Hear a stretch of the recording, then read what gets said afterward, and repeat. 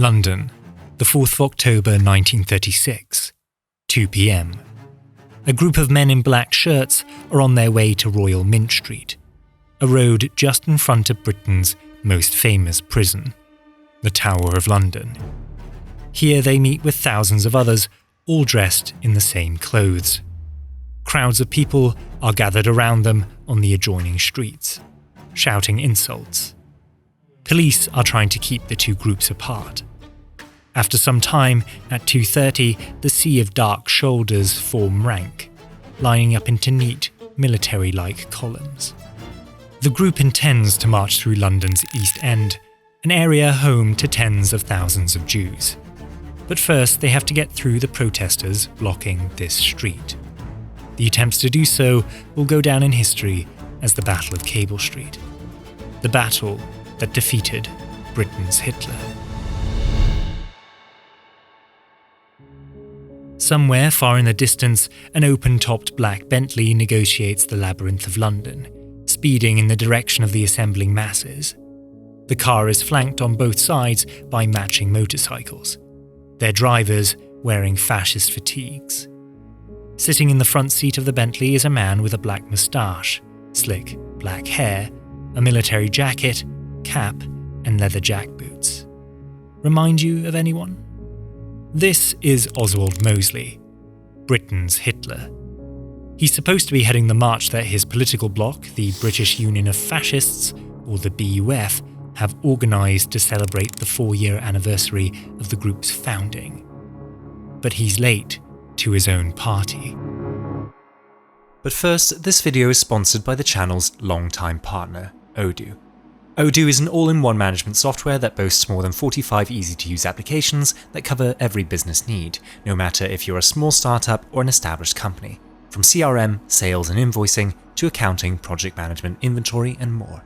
Bring all your business operations together with Odoo's integrated apps, boost efficiency, and save time and costs by working from a single platform. For instance, simply switch to the e-commerce app to launch your online store. As soon as a sale is completed, invoices are generated automatically and your inventory is updated in real time. Odoo is the most affordable and versatile business management solution on the market today, starting at only $24.90 for the entire app ecosystem, which means you can get rid of all of your expensive individual subscriptions and replace it with just one at a fraction of the price. If you just need one app, you can use it for free for life without ever paying a dime, and you get unlimited hosting and support as well. Check out Odoo with my link in the description below or by scanning the QR code on screen now. Mosley's decision to march through London's Jewish quarter is no coincidence. It was a shock tactic. The official reason given was that East London was where the BUF's support was strongest. Mosley pointed to the later 1937 council elections, where their vote in the area averaged around 19%, as evidence of this. However, there was likely a second ulterior motive. Mosley blamed his country's misfortunes on the, quote, corrupt power of international Jewish finance. Like in Nazi Germany, he and his party viewed them as enemies, and the party paper, Blackshirt, frequently attacked London's Jews. In the 1930s, a BUF lieutenant named Mick Clark transformed one of East London's neighbourhoods, Bethnal Green, into a powder keg. Seeking to inflame tensions between Jews and non-Jews, he and other British fascists stood on street corners and claimed they were operating sweatshops that undercut English business owners and took advantage of English workers. Since most residents of the East End were themselves not very well off, with many of them operating small and relatively vulnerable businesses, they were often seduced by these narratives through which their misfortunes could be blamed on a group of outsiders. This was further exacerbated by the tendency for Jews, like other minorities in the area such as the Irish, to keep to themselves and look out for one another, preferring to give jobs or housing to their own people. This, of course, was born of a history of abuse and fear that they might be exploited if they did not stick together, but it meant it was easy to paint a picture of a conspiratorial and insular section of society undermining the prosperity of the majority. As a consequence, hatred and violence against Jews rose rapidly in these areas. Another important thing to note is that the march's eventual route, Cable Street, while having many Jewish residents, was also inhabited by African and Caribbean immigrants from various corners of the British Empire. Immigrants that British eugenicists and fascists argued were causing the racial deterioration of the nation. East London was basically a melting pot of people that the BUF saw as natural opponents of fascism and its doctrines of racial purity. With that in mind, the march's route was strategically beneficial for the BUF. Not only would it be a show of force to those that it viewed as its enemies, but it also allowed them to further stoke tensions and exacerbate racial divisions in the area, potentially driving voters to their cause. One contemporary article described Mosley's intentions clearly. What is even more important is that Mosley now seems to have a thorough grasp of shock tactics, used by both the Nazis and the Italian fascists. In order to not be ignored, it is imperative to provoke clashes between the movement and its enemies, thus gaining publicity and creating the impression that everybody will sooner or later be forced to choose between the extreme left and the extreme right. Back on the ground, Mosley's delay was problematic for the assembled Blackshirts. No self-respecting fascist could march without his leader. What more is that in his absence, the assembled crowds had become more audacious. Each moment he did not arrive emboldened the counter-protesters, more of whom arrived every minute. A battle was on the horizon. This was a problem. You see, the BUF was supposed to split up and march to 4 locations in East London. Here in Bethnal Green, here on Stafford Road, here in Limehouse, and here in Shoreditch. At which points, they would host 4 separate speeches. But the routes to these locations, such as Cable Street, where we'll be focusing, were blocked by an unusually large number of protesters. But what had brought them here? And how were they so organised? Well, the previous day, on the 3rd of October, London's Communist Party had printed a call to arms in their newspaper, The Daily Worker. It implored Londoners to gather at the 4 main roads leading into East London to block the Blackshirt procession. Many had heeded the call. It's estimated that between 100,000 to 300,000 people, roughly 1.2 to 3.7% of London's population, rose to the challenge and blockaded the streets. In contrast, the BUF's contingent numbered between 3 to 7,000. They were vastly outnumbered. The impressive turnout against Mosley's men was likely influenced by the recent outbreak of the Spanish Civil War between Republican and nationalist forces. The conflict was interpreted by many as an existential fight between democracy and fascism, and a harbinger of what could happen in Britain. The country was on edge, and more hostile than ever to fascist rhetoric. As a result, a pro-Spanish Republican rally at Trafalgar Square was already planned for the day of Mosley's march, which meant plenty of people opposed to fascism were available to be redeployed. And this is exactly what happened. The event was hastily redirected to East London to confront the BUF directly. So hastily that updated posters could not be printed. So they just wrote a new message over the existing ones. Many of these people arrived in East London ahead of time between 11:30 and 1:30 p.m. in hopes of getting a head start on the fascists. Initially, they crowded onto Royal Mint Street, the planned starting point for the march, presumably hoping to prevent the BUF from gathering at all. But a police force of around 6,000 men pushed them onto side streets, such as Leman Street here and Cable Street here.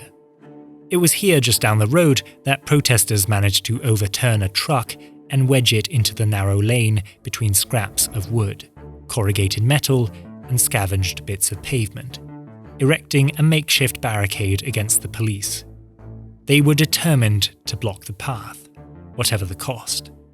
At around 2 p.m, as the Blackshirts were arriving, police charged this installation and its garrison with batons, trying to clear a path for the march. There, amidst the debris, erupted a great melee. Fistfights broke out, and police, some of them mounted on horses, were pelted with stones, rotten fruit, paving slabs, and somewhat unbelievably, according to one eyewitness, pots filled to the brim with piss. It would take a total of 12 separate police charges to overcome the piss-based battle tactics and secure the barricade. By that point, however, protesters had erected several more behind it, making it impossible for police to fully clear the street, only managing to push the crowds slightly further down it. It's here that we realise that most of that day's battle on Cable Street actually occurred between protesters and the police, and not the BUF. Even as they began arriving from 1:30 onwards, confrontation was asymmetric and infrequent. Occasionally, someone would slip through police lines and get into a brawl with a black shirt, before being quickly wheeled away and taken into custody. But the fascists weren't actually raring to get into fistfights. This was because BUF officers had likely been given orders to avoid direct confrontation to appear more respectable in the eyes of society. But why? Well, 2 years earlier, in June of 1934, the BUF had become embroiled in a PR disaster. A Hitler-esque rally held by Oswald Mosley at the Olympia Exhibition Centre in West London was marred by controversy when the BUF violently threw out anti-fascist protesters. They were beaten so badly that witnesses at the rally remarked, quote, "It will be a matter of surprise if there were no fatal injuries." From this point onwards, the British Union of Fascists became associated with thuggery and violence. This served to drastically decrease their credibility and appeal to British polite society, who, while being xenophobic and nationalistic, would never debase themselves by associating with such savagery. Mosley was basically trying to rebrand the BUF at this time, and the last thing he wanted was Blackshirts perpetuating that stereotype by beating protesters to a pulp. Anyway, back on the ground at 3:25 p.m, almost an hour later than planned, Britain's Hitler, Oswald Mosley, finally shows up to the party. From the front seat of his open-topped black Bentley, he drives onto Royal Mint Street. As he does so, a lone brick sails over the police cordon and slams into the windshield of his Bentley. Seemingly unfazed, he continues up the column of Blackshirts and inspects his troops.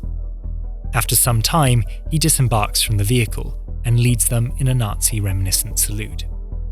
But after only 15 minutes, his parade gets rained on. At 3:40, Police Commissioner Sir Philip Game, the man in charge of the police forces, summons Mosley to a side street and tells him the march would either have to be cancelled or diverted on account of the insurmountable opposition. If police decided to force their way through 100,000 Londoners to facilitate the march, the bloodshed would be unprecedented. Although furious, Mosley complied with police orders. He was, after all, still trying to recalibrate the BUF's image to appear more law-abiding after the Olympia scandal. As a result, the black shirt columns were forced to turn around and march into West London instead, an area where they held little support, before unceremoniously dispersing. The BUF effectively admitted defeat and handed a victory to the forces of anti-fascism, who in their stead marched around East London, where fascist supporters who had been anxiously waiting for Mosley and his columns suddenly had to give way to crowds of triumphant anti-fascists instead. The humiliation was complete. Britain's Hitler had been defeated in front of Cable Street at the hands of people wielding buckets of piss. At the end of the day, 80 people had been injured, including 15 police officers. A further 85 were arrested on charges of disorderly conduct. As a result of the day's events, the BUF would soon be prohibited from marching in East London forever. In the weeks following the mass mobilisation in East London and the violence on Cable Street, the British government drafted the Public Order Act of 1936. The Act banned the use of uniforms by public organisations, a change that targeted the BUF's use of black fatigues. It also gave the police the power to redirect marches of any political persuasion at their own discretion if they believed a certain route could jeopardise public order. Consequently, the BUF's access to their political stronghold of East London was routinely restricted on account of the large Jewish population there and the likelihood of confrontation between the two groups. Although this didn't erase the BUF presence there entirely. In 1937, 647 small-scale fascist meetings took place in the East End, an increase actually of 27% from 1936. Strangely, in the aftermath of the battle, the BUF's popularity actually increased, and they experienced a jump in new memberships. They came out of the entire engagement in the short term in rather good credit. It appeared to some disaffected East Londoners that the BUF was a respectable party that abided the social order, while it was the anti-fascists who had been the violent thugs that day. This, of course, wasn't quite the case. While the Blackshirts had been on their best behaviour around the police during the day, some returned to East London the same evening to smash up Jewish shops. A similar incident occurred merely a week later when 150 youths chanting fascist slogans vandalised Jewish businesses in the same area and threw an elderly Jewish man and a child through a shop window. These incidents would only increase in frequency and severity after the Battle of Cable Street. The entire saga had led to a lot of publicity for the BUF and temporarily improved its image. But the myth that a battle took place that day between fascists and anti-fascists began attracting the sort of people that would in the end undermine their prospects. In the following months, the BUF gained many young, politically inexperienced and often violent members seduced by the prospects of street fights and vandalism. At the same time, they hemorrhaged many of their old guard, who after the failure of the march had lost confidence in Mosley and the BUF's future. In the words of one former BUF member, the best propagandists and dedicated workers have gone, leaving only careerists and thugs. Indeed, the editor of the BUF's propaganda organ, the newspaper Blackshirt, would resign in 1936 because of this very issue, citing he no longer wanted to be associated with cads, thieves, and swine. Ironically, the BUF's publicity win following Cable Street attracted the sort of people they could probably do without. This would in the long term leave them politically impotent and reinforce the stereotype that their ranks were composed of violent hooligans. The BUF's rising anti-Semitic tone during this period also didn't do them any favours. They blamed London's Jews for the failure of the march, accusing them of funding the protesters and importing them en masse to fabricate an artificial opposition, and that the government had bowed down to Jewish corruption in allowing the march to be redirected. Their ranks swelled with people who agreed with this sort of rhetoric, alienating non-anti-Semitic fascists and presenting the BUF as a one-note hate organisation with no mainstream relevance. As a result, they never achieved any notable degree of popular appeal. The BUF and Britain's Hitler were simply too toxic for British polite society. It would be an exaggeration to say that the Battle of Cable Street and the surrounding drama had been the death blow for Oswald Mosley and his fascists. According to membership estimates, the BUF had their peak year in 1934, with roughly 40,000 members. By 1938, that had fallen to just a fraction at 5,800. The events of October 4th, 1936 were just another bump in an exceedingly bumpy road for a failing fascist party that never even managed to win a single parliamentary seat. Mosley's progress paled in comparison to the strides Mussolini and Hitler made, bringing their nations under heel by 1925 and 1934, respectively. Britain just appeared less prone to political extremism than her continental counterparts, with established parties continuing to dominate the political landscape even amidst economic insecurities and political uncertainty. Cable Street's impact should not be underestimated, though. It led the political order to crack down more severely on extremism, and it ended up further exposing the BUF's ugliness to the electorate. Following its failure, a march of similar scale would never be carried out again. Cable Street was, more than anything, the most visible victory of British democracy against fascism and Mosley's most public and embarrassing defeat, one that he would never recover from. By the start of the war in 1939, his party was, in the eyes of the British electorate, the party of the enemy. The British government, unwilling to allow a party sympathetic to powers it was at war with to operate, formally banned it on July 10, 1940, and later quietly confined Mosley to prison and then house arrest until the end of the war. Britain's Hitler had 2 political deaths then. One very public at the hands of people throwing piss, and another alone, buried alive by the state.